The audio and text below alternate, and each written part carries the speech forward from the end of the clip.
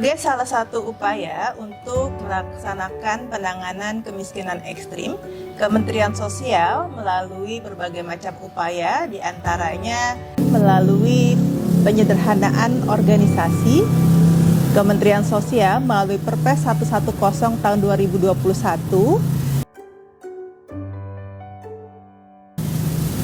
mengusulkan untuk melakukan penyederhanaan birokrasi. Kementerian Sosial yang tadinya terdiri dari 7 eselon 1 kemudian menjadi 5 eselon 1. Dan untuk Kementerian eselon 1 teknis yaitu Ditjen Rehabilitasi Sosial, Ditjen Perlindungan Sosial dan Jaminan Sosial, Ditjen Pemberdayaan Sosial. 3 direktorat jenderal tersebut kemudian secara kolaboratif melakukan berbagai layanan dan diantaranya adalah melalui asistensi rehabilitasi sosial. Upaya yang kedua yaitu melakukan intervensi terhadap program dan kolaborasi terhadap program. Yang pertama di bidang rehabilitasi sosial, kami menginisiasi kepada pimpinan untuk melakukan dan membuat sebuah program yang dapat kolaboratif antara satu UKE satu dengan UKE yang lain. Ketika terjadi permasalahan sosial, maka upaya pertama yang harus dilakukan adalah bagaimana seseorang yang kemudian dilakukan rehabilitasi sosial itu dapat secara langsung melakukan pemberdayaan dan kemudian ketika dia sudah siap baru akan dilakukan rujukan melalui pemberdayaan sosial dan graduasi. Upaya tersebut kita lakukan pertama-tama dengan membuat sebuah program yaitu asistensi rehabilitasi sosial. Ketika kita menyusun Permensos tentang asistensi rehabilitasi sosial, Permensos ini merupakan Permensos deregulasi mulai dari Peraturan Menteri Sosial yang kemudian hanya pada segmen-segmentasi tertentu.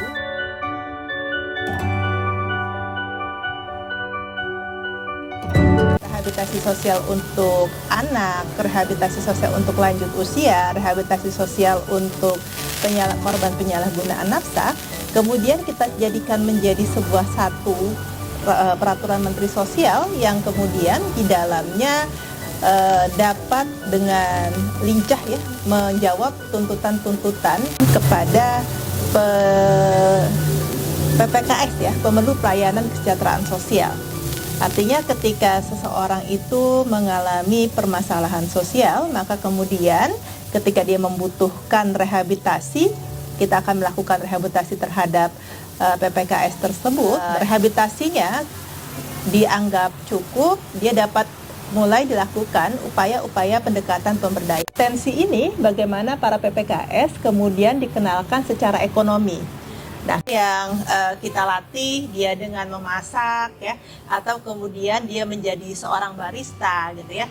Lalu kita juga melatih untuk pembuatan kue-kue dan program-program yang lain ya. Jadi ada juga misalnya kita membuat kerajinan-kerajinan tangan ataupun teknologi-teknologi yang saat ini sedang tren gitu ya, untuk pelatihan-pelatihan di bidang pemberdayaan untuk generasi milenial.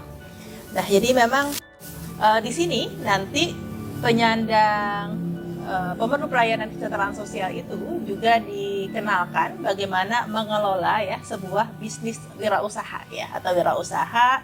Mereka kemudian dikenalkan dengan modal sekian gitu ya, maka mereka harus mendapatkan gitu ya selisih untuk penghidupan mereka. Nah, di sini karena kita menggunakan katakanlah sarana-sarana dari Kementerian Sosial, maka kemudian banyak hal yang harus kita dukung gitu ya. Pertama, dukungan yang kita berikan, kita memasukkan memasukkan perubahan-perubahan di dalam Permensos tentang UPT Ditjen Resos, yaitu kita mengubah Permensos tersebut itu terintegrasi dengan program asistensi rehabilitasi sosial. Jadi kalau dahulu UPT itu dia hanya melaksanakan rehabilitasi sosialnya, kemudian hanya diberikan pelatihan. Tapi saat ini dia terintegrasi ya, bagaimana ketika dia sudah dianggap mampu gitu ya, sudah dianggap mampu untuk melakukan pemberdayaan ekonomi, kita menghubungkan dia dengan program yang lain gitu ya, yaitu misalnya program yang lain.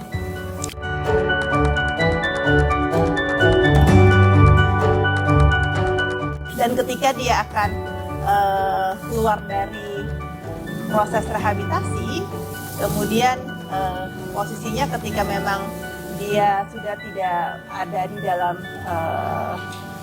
asrama-asrama, maka kemudian kita pun menyiapkan rumah susun ya, yang kita sudah bekerja sama dengan Kementerian PUPR ya. Jadi di Bekasi, kemudian di Bambu Apus, di Solo, itu kita sudah melakukan kerjasama dengan PUPR untuk mensinergikan program-program layanan rehabilitasi sosial. Nah, pasca itu, ketika kemudian dia akan kembali ke tempatnya atau ke rumahnya untuk persiapan terminasi atau graduasi, maka kemudian kita juga melakukan persiapan-persiapan apabila dia masih memerlukan perlindungan jaminan sosial dengan pendekatan-pendekatan program-program yang lain, yaitu program keluarga harapan gitu ya, lalu program sembako, dan kemudian program rumah sejahtera terpadu ya. Nah itu program-program yang kemudian kita coba hubungkan antara satu dengan yang lainnya. Ketika berbicara tadi terkait bagaimana sebuah penanganan kemiskinan dapat dilakukan secara komprehensif setelah kita membuat kelembagaannya itu aman, artinya jangan sampai kemudian sebuah lembaga itu gitu ya, itu justru ketika menyelenggarakan fungsi-fungsi yang kemudian tidak kita selamatkan gitu ya, seperti ketika ada pemberdayaan ekonomi, kita menyiapkan itu peraturan menteri terkait dengan PNBP sampai dengan Rp0 ya. Jadi melalui Permensos nomor 9 tahun 2021. Nah, lalu kita juga menyiapkan agar kemudian ini tidak menjadi temuan juga bahwa data yang kemudian digunakan untuk semua program atau semua kegiatan yang dilakukan oleh Kementerian Sosial dan Kementerian lembaga lain dalam hal ini ketika melakukan penanganan kemiskinan, maka data yang digunakan adalah data yang benar-benar dapat dipertanggungjawabkan, yaitu kita melakukan perbaikan data ya melalui DTKS. Permasalahan yang selama ini terjadi adalah ketika kemudian kita menemukan di era otonomi daerah ini berdasarkan Undang-Undang 13 tahun 2011 tentang penanganan fakir miskin, bahwa pemerintah daerah terutama pemerintah terkecil ya di RT dan RW itu seringkali kemudian memasukkan saudara-saudaranya atau orang-orang yang kemudian dikenal keluarga besar mereka gitu ya, yang kemudian ini menjadikan sebuah hambatan untuk kita ketika melakukan verifikasi dan validasi. Banyak ditemukan data-data yang exclusion error ya, artinya tidak layak untuk menjadi fakir miskin. Nah, di Permensos 3 gitu ya 2021 kita mencoba melakukan terobosan di mana Kementerian Sosial itu dapat melakukan atau menerima usulan untuk melakukan penidaklayakan terhadap DTKS ya. Nah, di posisi itu yang sebelumnya hanya berasal dari pemerintah daerah melalui Muskel dan Musdes ya, kita membuka 2 buah saluran ya. Yang pertama, saluran yang kemudian berasal dari masyarakat. Kita mencoba menghubungkan melalui cek bansos gitu ya, atau comment center kita. Di comment center tersebut, seluruh masyarakat dapat mengusulkan ataupun melaporkan apabila terjadi hal-hal atau data-data yang kemudian tidak tepat sasaran, ataupun kemudian mengusulkan dirinya atau mengusulkan orang lain untuk menerima bantuan ataupun masuk ke dalam DTKS. Permasalahan apapun itu bisa dilaporkan melalui hotline 171, dan kemudian dari sana itu kita hubungkan dengan seluruh kelembagaan yang ada di Kementerian Sosial.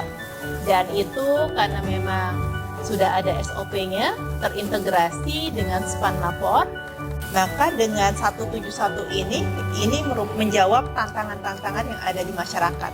Ya, masyarakat kemudian dapat secara aktif ya melakukan komplainnya gitu ya, apabila terjadi pelayanan yang tidak sesuai atau data yang tidak sesuai, dan kemudian dapat kita tindak lanjuti, dan paling lambat ketika memang dia memenuhi standarnya gitu ya, memenuhi kriteria, maka di bulan berikutnya dia akan menerima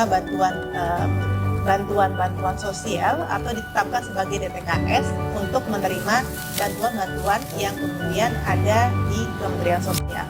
Nah, di situ sudah kita tetapkan melalui Permensos nomor 11 tahun 2022 tentang Pusat Kendali Kementerian Sosial. Nah, yang ketiga, kita tadi sudah disampaikan bahwa Kementerian Sosial sendiri ketika menerima aduan-aduan tadi, kita dapat melakukan atau mengusulkan penidaklayakan kepada pemerintah daerah atas aduan-aduan yang dilaporkan oleh masyarakat. Maka melalui tadi sistem-sistem penguatan kelembagaan, melalui Perpres 110 tahun 2021 yang kemudian kita lakukan perubahan dan penyesuaian mulai dari Permensos nomor 1 tahun 2022 tentang organisasi dan tata kerja Kementerian Sosial, lalu Permensos nomor 2 tahun 2022 tentang organisasi dan tata kerja Balai Diklat ya, Balai Diklat Kemensos. Lalu ada Permensos nomor 3 tahun 2022 tentang UPT Ditjen Rehabilitasi Sosial, dan Permensos nomor 6 tahun 2022 tentang UPT Potekesos. Maka kemudian kita mencoba untuk seluruh organisasi yang ada di lingkungan Kementerian Sosial dengan berbagai macam keterbatasan yang diatur oleh undang-undang di PAN-RB, kita tetap dapat melakukan pelayanan-pelayanan untuk masyarakat. Ya, jadi kalau misalnya ada hal-hal yang kemudian katakanlah tidak terakomodasi di sana, itu kita coba terobos dengan Kepmensos 221/Hub tahun 2022, di mana seluruh balai, pusat pendidikan, dan Poltekesos itu tetap dapat melakukan layanan-layanan di bidang sosial. Nah, sebagai sebuah sentra layanan ya, yang ditetapkan melalui Kepmensos 221 tahun Hub 2022. Nah, ini posisi ini gitu ya, membuat Kemensos sebagai sebuah kementerian yang bukan kementerian vertikal ya, yang seluruh provinsi dan kabupaten kota dia ada perwakilan. Maka dengan adanya hal tersebut, seluruh UPT di Kementerian Sosial ini dapat memberikan layanan dan merespon kasus-kasus atau aduan-aduan yang berasal dari comment center, serta melakukan kegiatan rehabilitasi dan pemberdayaan sosial, walaupun katakanlah dia bukan core utamanya adalah melakukan rehabilitasi sosial. Reformasi kelembagaan, program, serta data yang kami tawarkan kepada pimpinan ini merupakan bentuk partisipasi kami ketika kita ingin mewujudkan di tahun 2024 Indonesia bebas dari kemiskinan ekstrim. Assalamualaikum warahmatullahi wabarakatuh.